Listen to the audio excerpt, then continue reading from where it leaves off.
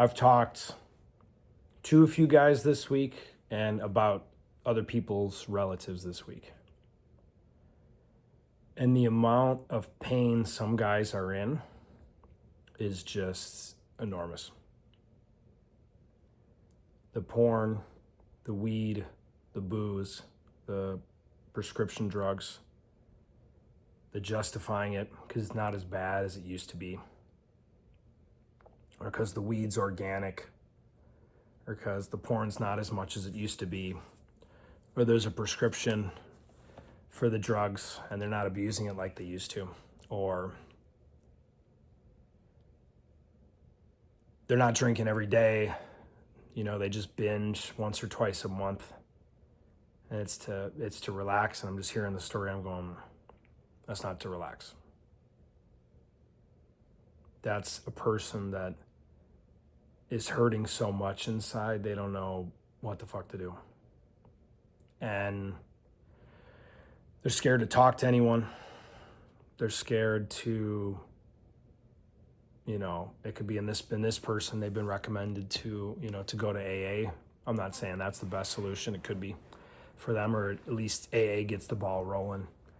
Go to a men's group, talk to a friend, get a coach, get a therapist, and for us as guys, sometimes we'll just sit and suffer alone. Where women are very different is women are going to talk to somebody. Even if they don't want to, they're going to go through their monthly cycle and the hairdresser's going to hear about it or something. But as guys, you can feel like a slow death.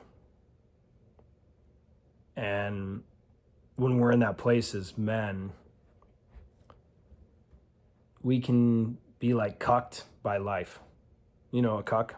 Like some dude and they're letting other guys have sex with their wife or their girlfriend. I mean, if that's what you're into, go for it. You're probably not going to like what I'm going to say next. But we can feel like that in life. We're watching our boss fuck us. We're watching the bullshit state we live in screw us over. Life just feels like it's fucking us. And we've been taught that if we talk about it or we do things, we go to, a men's group or talk to a buddy, it makes us weak. But if we're not actually doing the work on our own, and the truth is some of, or even a lot of the work needs to be done on our own. But if we're talking about how we'll change on our own and we're not willing to do anything, then nothing's going to change. And guys are in a unique amount of pain right now. Probably maybe not you, but, other guys. Maybe you can relate to a little bit of this. And no one can bullshit you like you can bullshit you. I remember talking to a buddy, and I watched him for 7 years, or for better or worse, not that close anymore. We've probably talked once in the last year. And it was, I got to find a good relationship with weed. I got to. I'm going, bro, you're smoking weed every day. Like, you have a problem. And what's underneath that isn't weed. It's this hurt. It's this inner child stuff. It's emotional stuff. Like, you need to, and it's one thing with healing and nurturing yourself. Another thing is like confronting yourself. And they can go together. But if we're focused on this never-ending spiritual love and light healing journey, that will only take you so far if you don't have the balls to look at yourself in the mirror and really be like I had to say it to myself, like, bro, Phil, like, what the fuck are you doing with your life? I needed to have that conversation years ago with myself.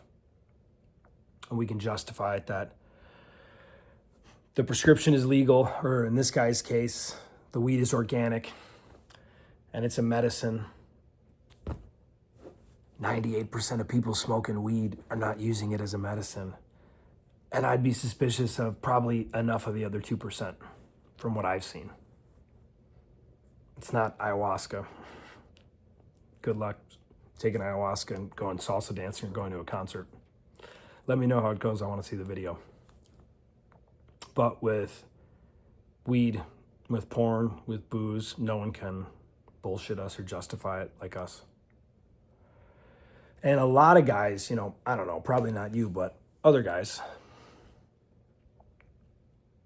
are going to be in a significantly worse place in a few years.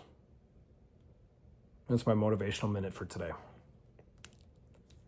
But think about it. If things in life, technology, AI, the access to information, the access to infinite fucking creation and expansion and growth, bro, if you're focused, you can expand more than ever before in the history of the planet. However, if we're in pain and we go to distraction and we go to those vices, it could be doom scrolling, it could be porn, it could be weed, it could be the booze, it could be the next lover, the next Tinder swipe. Our phone can be lethal.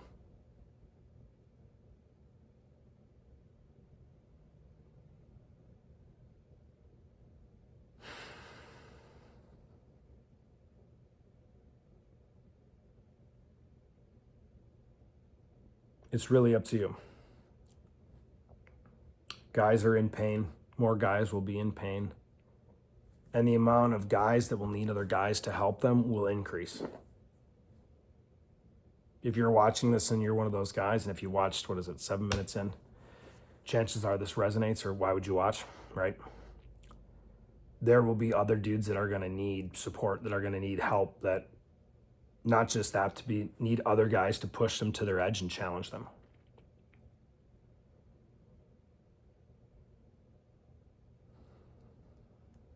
And the world, God, the universe, whatever you want to call it, is not demanding perfection. But at some point, we have to take a good look in the mirror and have a wake-up call to ourselves to go, man, this ain't working.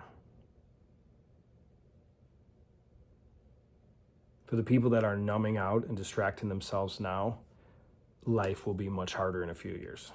Which, today on, October 22nd or something, 2025, that will be a choice. In a few years, it'll be like, fuck, I should have done something different. You guys are in pain. And I don't make this video to judge you, to criticize you. Man, I remember back, what year was that? 2010, 2011, when I was in so much pain, addicted to Adderall, addicted to Klonopin.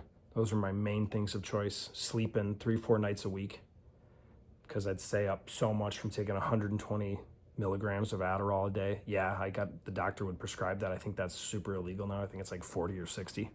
I haven't checked. Haven't taken Adderall in a very long time, well over a decade, more than that, closer to like 15, 14 years.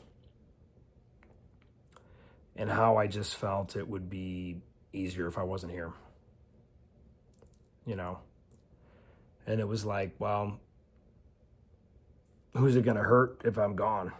What's my mom gonna feel like? What's my grandma gonna feel like? And back then I didn't really want to stick around at 25, 26. Now I'm 40. And, probably not you, maybe you, but probably not, who knows? But there's other guys out there that they don't have something compelling. They don't have a vision to look forward to. And I'm not a big Bible person, but it's got some good dichos, it's got some good sayings, but without a vision, people perish. It's true, whether you're religious or not.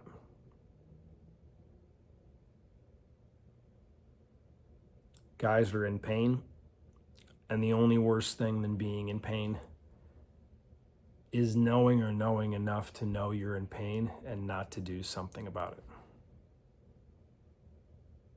Because interrupting the pain isn't that painful. It's uncomfortable initially. But staying in the pain and going through the cycle of distraction, of numbing, of the weed, the drugs, the porn, the women, whatever it is more painful. It's even more painful if something in you knows you're here for something bigger. That you have a purpose even if you haven't figured it all out yet.